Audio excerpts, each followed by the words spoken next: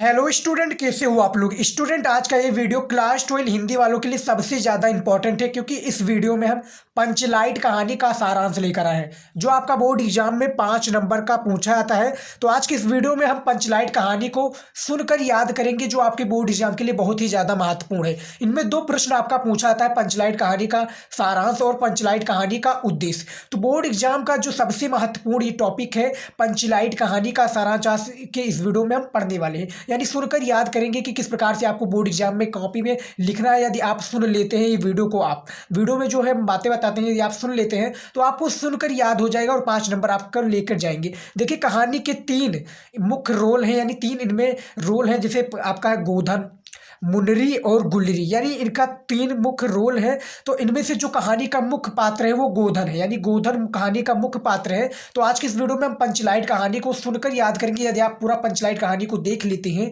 और हम जो मैं बातें बोलता हूँ सुन लेते हैं, तो आपको याद हो जाएगा और 5 नंबर आप बोर्ड एग्जाम में लिख कर पा जाओगे, यानी आप 5 नंबर लेकर चले आओगे। तो चलिए स्टार्ट करते हैं आज का ये महत्वपूर्ण वीडियो। देखिए, इनमें 3 टॉपिक है, आप देख सकते हैं। 3 इनके कहानी के जो मुख्य अतिथि हैं 3 ही हैं। पंचलाइट कहानी का सारांश सुनकर याद करेंगे और 5 नंबर आप लेकर जाएंगे। देखिए, अब पढ़ते हैं हम, उसके बाद में आगे बताएंगे कि किस प्रकार से आपको इसको सुनकर याद करना है। देखिए, पंचलाइट रेणु जी की आंचलिक कहानी है, यानी पंचलाइट जो है फणीश्वर नाथ रेणु जी की आंचलिक कहानी है।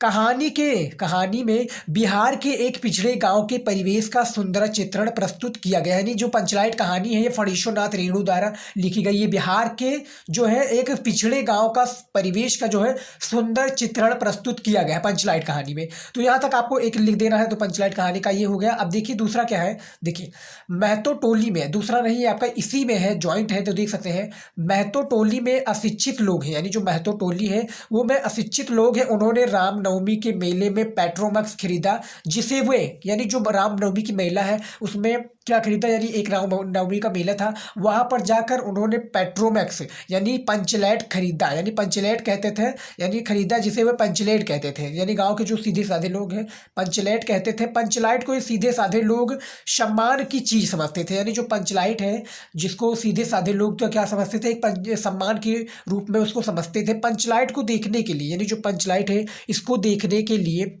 सभी बालक, औरतें और मर्द इकट्ठे हो जाते हैं। यानी सभी जो बालक हैं, औरतें, मर्द और इकट्ठे हो जाते हैं। सरदार अपनी, यानी जो सरदार जी हैं वो अपनी पत्नी को क्या देते हैं, आदेश देते हैं। यानी जो पंचलाइट है, पंचलाइट बेसिकली रामनवमी के मेले से लाया जाता है। जो गांव के लोग होते हैं वो लेकर आते हैं और क्या कहते हैं, यानी पंचलाइट को लाने के बाद में क्या कहते हैं कि ये सीधे साधे जो लोग हैं, सीधे साधे लोग उसको पंचलाइट कहते थे। यानी पंचलाइट को, जो उसको पेट्रोमैक्स कहा जाता था, उसको पंचलाइट कहते थे।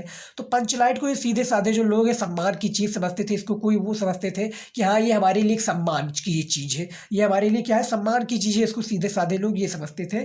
पंचलाइट को जो देखने के लिए टोली की, यानी गाँव के जो सभी बालक, औरतें, मर्द, बूढ़े, बच्चे जो भी हैं वो उनको देखने के लिए आते थे। जिस प्रकार से मैं आपको बता दूं, जिस प्रकार से यदि कोई भी गांव में मेला गांव में यदि कोई दिखाने आता है, कुछ भी जब हो जाए या कुछ भी एक्टिविटी हो जाए गांव में, तो क्या होता है ना, गांव के सभी लोग इकट्ठा हो जाते हैं। या किसी झगड़ा हो जाए तो वहाँ पर भी सब लोग इकट्ठा हो जाते हैं, या किसी का एक्सीडेंट हो जाए तो वहाँ पर सब इकट्ठे हो जाते हैं। लेकिन यहाँ पर कुछ दूसरा ही चेंजेस है। यानी पंचलाइट, जो पंचलाइट मेले से ले आते हैं तो उसको देखने के लिए गांव के जो सीधे साधे लोग हैं, बच्चे, बूढ़े, बुजुर्ग जो भी है, मर्द, जवान, सब भी आ जाते हैं, औरतें सब आकर उसको देखने लगते हैं। तो पंचलाइट को देखने के टोली के सभी बालक, औरतें और मर्द इकट्ठे हो जाते हैं। सरदार अपनी, यानी जो सरदार जी है वो अपनी को, पत्नी को क्या देता है, आदेश देता है। यानी पत्नी जो है, सरदार जी की जो पत्नी है वो अपने पत्नी को आदेश देता है कि शुभ कार्य को करने, यानी जो शुभ कार्य है इसको करने से पहले पूजा पाठ, यानी इसको करने से पहले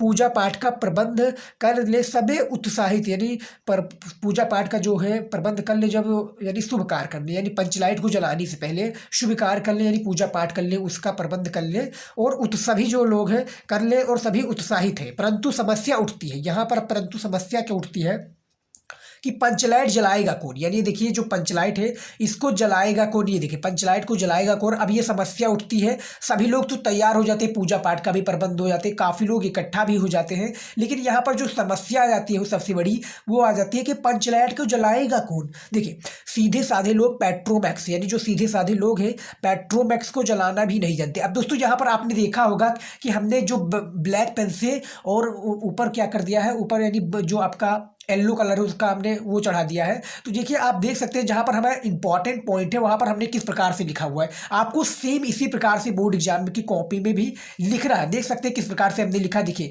यहाँ पर हमने शुरुआत में ही ब्लैक पेन से लिख दिया कि पंचलाइट रेणु जी की क्या है आंचलिक कहानी। तो आपने देखा होगा कि पंचलाइट में हमने किस प्रकार से लिखा, देख सकते हैं आप, ये देखिए पंचलाइट कहानी का सारांश सुनकर याद करें, और हमने देखिए किस प्रकार से लिखा है। आपको सेम इसी प्रकार से यदि आप लिखेंगे तो एग्जामिनर आपको 5 नंबर जरूर देकर जाएगा, 5 नंबर देने से हिचकिचाएगा नहीं। आप देखेंगे किस प्रकार से एग्जामिनर क्या होता है ना कि एग्जामिनर आपका कॉपी देखता है, कॉपी में आपने किस प्रकार से लिखा है। यदि आप पढ़ने में कमजोर छात्र हैं और कॉपी आपकी अच्छी लिखी हुई है तो समझ लीजिए आपको 5 नंबर कन्फर्म है। और यदि पढ़ने में आप काफ़ी अच्छे और कॉपी में जो आप लिखावट है यानी जो आपकी राइटिंग स्किल है वो कमजोर है और राइटिंग में आप नहीं है, यदि आप कमजोर छात्र हैं और राइटिंग आपकी अच्छी बैठे तो समझ लीजिए आप काफ़ी अच्छे मार्क लेकर आएंगे। लेकिन जो वहीं पर तेज छात्र हैं, कमजोर छात्र हैं, उनकी राइटिंग नहीं अच्छी तो वो काफ़ी अच्छे आपके कम, यानी आपका जहाँ 5 नंबर मिलता है राइटिंग से वहाँ पर उनको 3 या 4 नंबर दिए जाएंगे, लेकिन नंबर दिए जाएंगे। तो वहाँ पर आपकी सबसे जो अहम भूमिका हो जाती है वो राइटिंग की, तो आप राइटिंग में लिखिए। और सबसे इंपॉर्टेंट जो पॉइंट है यहाँ पर आपको, जैसे हमने ब्लैक पेन से लिखा जो जो इंपॉर्टेंट पॉइंट लगा है, जैसे पंचलाइट है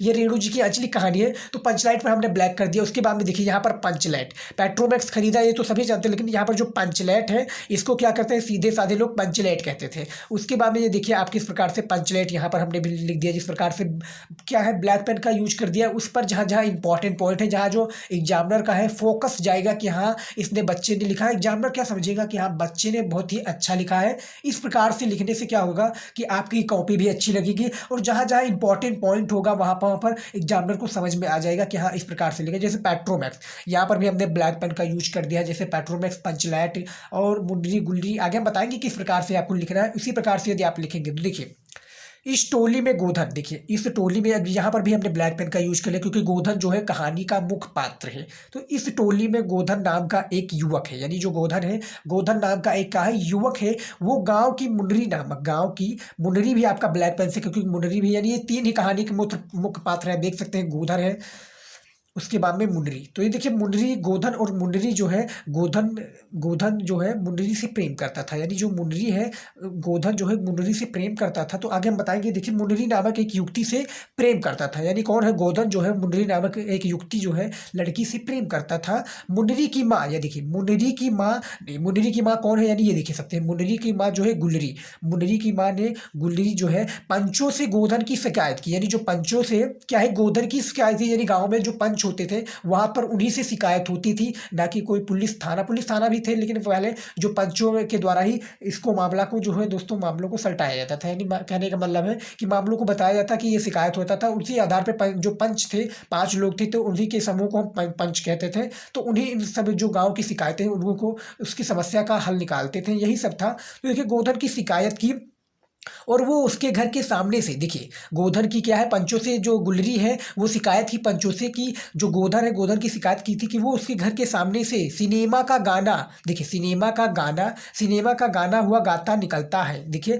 यहाँ पर लिख दीजिए सिनेमा का गाना गाता हुआ, यहाँ पर लिख लीजिए गाना, देखिए सिनेमा का गाना गाता हुआ निकलता है, इसी कारण पंचों ने इसे देखिए किस प्रकार से, देखिए पंचों ने उसे क्या है बिरादरी से निकाल रखा है, यानी जो पंच है बिरादरी से निकाल रखा है। मुंडरी को पता है, यानी जो मुंडरी है उसको पता है कि गोधन पंचलैट, या देखिए यहाँ पर भी हमारी इंपॉर्टेंट पॉइंट लगा दिया। आपको याद रखना है स्टूडेंट, जहाँ पर भी आपको लगे कि यहाँ पर इंपॉर्टेंट पॉइंट है वहाँ पर आप ब्लैक पेन से लिख दीजिए। ब्लैक पेन से लिखने से ये आपका फ़ायदा होगा, तो एग्जामिनर को पता चलेगा, एग्जामिनर आपका पढ़ेगा नहीं, 5 नंबर देकर आगे बढ़ जाएगा। इंपॉर्टेंट पॉइंट देखेगा कि हाँ सही है, बस आपको 5 नंबर देकर आगे बढ़ जाएगा। और भी कॉपियाँ चेक करनी होती है और भी आपके जो प्रश्न होते हैं उसके उत्तर देखने होते हैं। तो याद रखिएगा आपको राइटिंग में लिखना है और साफ़ सुथरा लिखिए। साफ़ सुथरा लिखने से ये फ़ायदा होगा कि आपकी जो साफ़ सुथरा लिखने से कॉपी भी अच्छी दिखेगी और एग्जामिनर को समझ में आएगा। यदि आपको एग्जामिनर को समझा ले गए तो आपको नंबर पाने से कोई भी नहीं रोक सकता। और यदि अपने एग्जामिनर को ही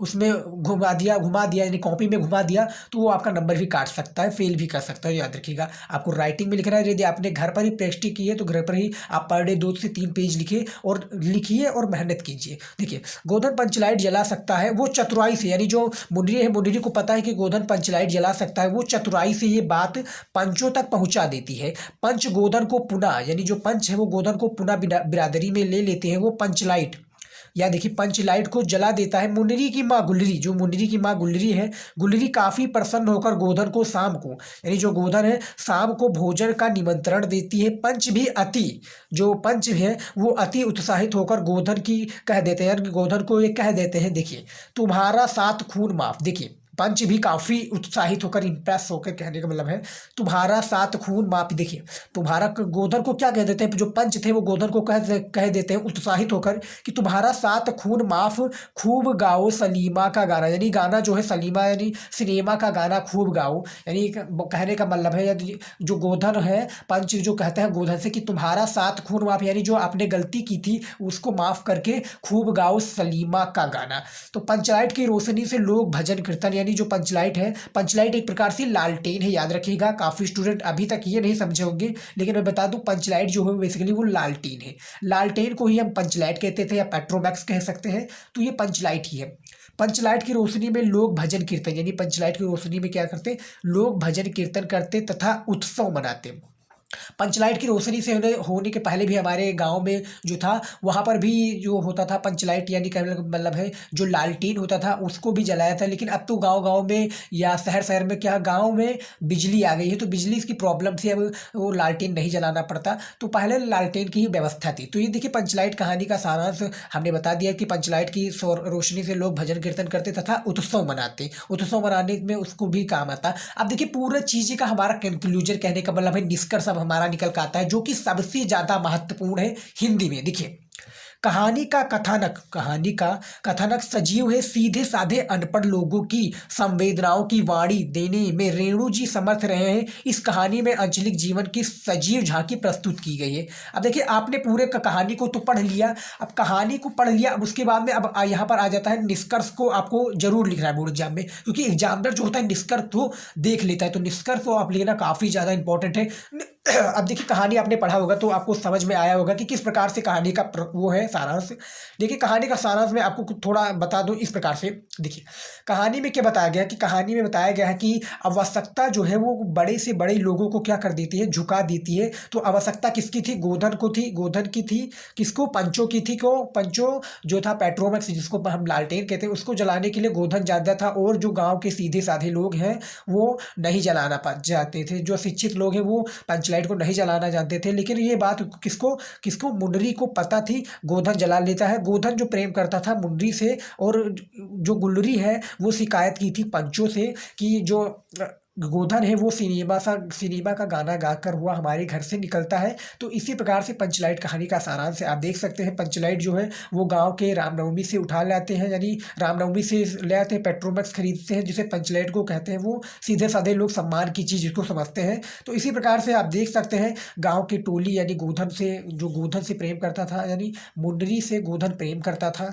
तो याद रखिएगा यही सब प्रकार से आपका बोर्ड एग्जाम में पंचलाइट कहानी का सारांश लिखना है। यदि आप कहेंगे उद्देश्य पर वीडियो बनाने के लिए तो हम उस पर भी वीडियो बनाएंगे, बस आप इसको देखिएगा। वीडियो को लाइक कीजिएगा यदि आपको पसंद आए, और चैनल पर नए तो चैनल को सब्सक्राइब कर लीजिए, क्योंकि हम ऐसा इंपॉर्टेंट वीडियो आपके लिए लाते रहेंगे और तैयारी जो है आपकी बहुत ही ज़बरदस्त कराएंगे। तो मिलता है नेक्स्ट वीडियो में, तब तक के लिए गुड बाय, जय हिंद। पढ़ते रहिए और अच्छी सी तैयारी